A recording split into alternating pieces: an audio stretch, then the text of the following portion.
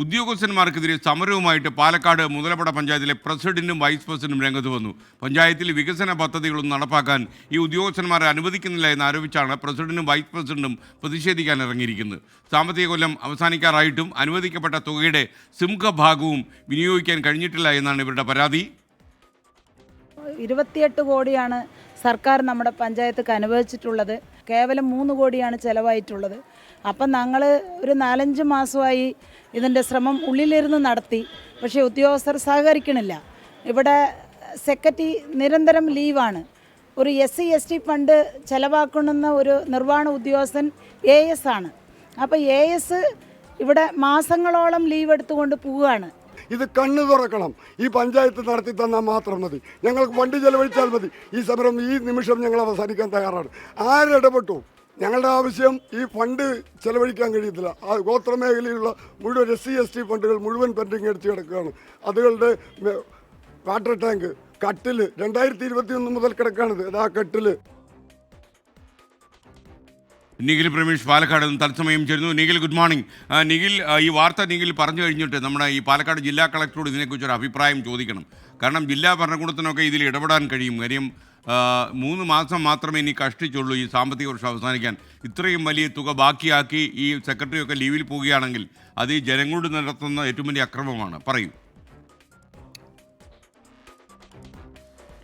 തീർച്ചയായിട്ടും സ്കേൻ, good morning. വലിയൊരു ജനങ്ങളോടുള്ള നീതി നിഷേധമാണ് മുതലമടയിൽ നമുക്ക് കാണാൻ കഴിയുന്നത്. അവിടെ സംഭവിക്കുന്നത് ഇതാണ്: അവിടുത്തെ പ്രസിഡന്റും വൈസ് പ്രസിഡന്റും സ്വതന്ത്രരായി മത്സരിച്ച് വിജയിച്ച് UDF പിന്തുണയിൽ ഭരിക്കുന്നതാണ്. അതായത് 2 സ്വതന്ത്രർ ഭരിക്കുന്ന ഒരു പഞ്ചായത്താണ് മുതലമട. ആ മുതലമടയിലാണ് ഇപ്പോൾ വികസന പദ്ധതികളും മറ്റും നടപ്പാക്കാൻ പ്രസിഡന്റിനും വൈസ് പ്രസിഡന്റിനും പഞ്ചായത്ത് ഓഫീസിന് മുന്നിൽ കുത്തിയിരുന്നുകൊണ്ട് സത്യാഗ്രഹ സമരം നടത്തേണ്ടി വരുന്നത്. അവർ ഉദ്യോഗസ്ഥരോട് അപേക്ഷിക്കുകയാണ്, ഞങ്ങൾക്ക് ഒരുപാട് പദ്ധതികൾ നടപ്പാക്കാനുണ്ട്. ആദിവാസി ജനവിഭാഗമടക്കം താമസിക്കുന്ന ഒരു പഞ്ചായത്താണ്. അവർക്ക് വേണ്ടി കുറേ കാര്യങ്ങൾ ചെയ്തു കൊടുക്കാനുണ്ട്. മതിയായ ഫണ്ട് ലഭ്യമാണ്. പക്ഷെ നിങ്ങളൊന്ന് സഹകരിച്ചാൽ മതി എന്ന് അഭ്യർത്ഥിക്കുകയാണ് പ്രസിഡന്റും വൈസ് പ്രസിഡന്റും. എത്ര വിഷമകരമായിട്ടുള്ള ഒരു സാഹചര്യമാണ് എന്ന് ഓർത്തു നോക്കണം. സത്യത്തിൽ പൊതുജനം കഴുതയല്ലാതെ നമ്മൾ പറയേണ്ടി വരുന്ന ഒരു സാഹചര്യം രൂപപ്പെടുകയാണ്. അത്തരത്തിൽ പൊതുജനത്തെ കഴുതകളാക്കുകയാണ് ഈ ഉദ്യോഗസ്ഥരോട് സഹകരണം ഇല്ലാത്തത് കൊണ്ട് തന്നെ വളരെയധികം പ്രയാസത്തിലായിരിക്കുകയാണ് അവിടുത്തെ പ്രസിഡന്റ് വൈസ് പ്രസിഡന്റും. സത്യത്തിൽ എന്നോട് സംസാരിക്കുമ്പോൾ അവിടുത്തെ വൈസ് പ്രസിഡന്റ് കരയുകയായിരുന്നു. അദ്ദേഹത്തെ സംബന്ധിച്ചിടത്തോളം ജനങ്ങൾക്ക് വേണ്ടി കുറെ കാര്യങ്ങൾ ചെയ്യാനുണ്ട്, പക്ഷെ അതിനുള്ള സഹകരണം ഉദ്യോഗസ്ഥരിൽ നിന്ന് കിട്ടുന്നില്ല. ഈ പദ്ധതികളൊക്കെ പാസ്സാക്കണമെങ്കിലും അതിന്റെ ക്ലറിക്കൽ വർക്കുകളൊക്കെ പൂർത്തിയാക്കണമെങ്കിലും ഉദ്യോഗസ്ഥർ വേണം. പക്ഷെ ഉദ്യോഗസ്ഥർ ആരും തന്നെ അവിടെ നിൽക്കുന്നില്ല. അവിടേക്ക് മാറി വരുന്ന ആളുകളൊക്കെ അവധിയെടുത്തു പോകുന്നു. ഇതൊരു രാഷ്ട്രീയ നീക്കമാണ് എന്നുള്ളതാണ് പറയുന്നത്.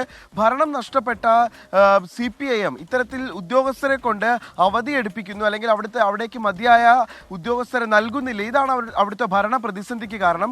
അവിടെ ഉണ്ടായിരുന്ന ഒരുപാട് ആദിവാസി മേഖലയിൽപ്പെട്ട വിഭാഗങ്ങളിൽപ്പെട്ട ആളുകളോടൊക്കെ ഇന്നലെ സംസാരിക്കാൻ കഴിഞ്ഞു. അവരൊക്കെ പറയുന്നത്, ഞങ്ങൾക്ക് ആരോടും തർക്കമില്ല, ആരുമായിട്ട് ബഹളം വയ്ക്കാനോ അടികൂടാനോ ഒന്നും ഞങ്ങളില്ല, പക്ഷേ ഞങ്ങൾക്ക് അനുവദിക്കപ്പെട്ടിട്ടുള്ള പദ്ധതികൾ അത് നടപ്പാക്കി തരിക തന്നെ വേണം എന്നുള്ള ആവശ്യമാണ് അവർ ഉന്നയിക്കുന്നത്. ഇനി 50 ദിവസത്തിൽ താഴെ മാത്രമാണ് സ്കേൻ ഈ സാമ്പത്തിക വർഷം അവസാനിക്കാനുള്ളത്. ഇനി 49 ദിവസമേ ഉള്ളൂ.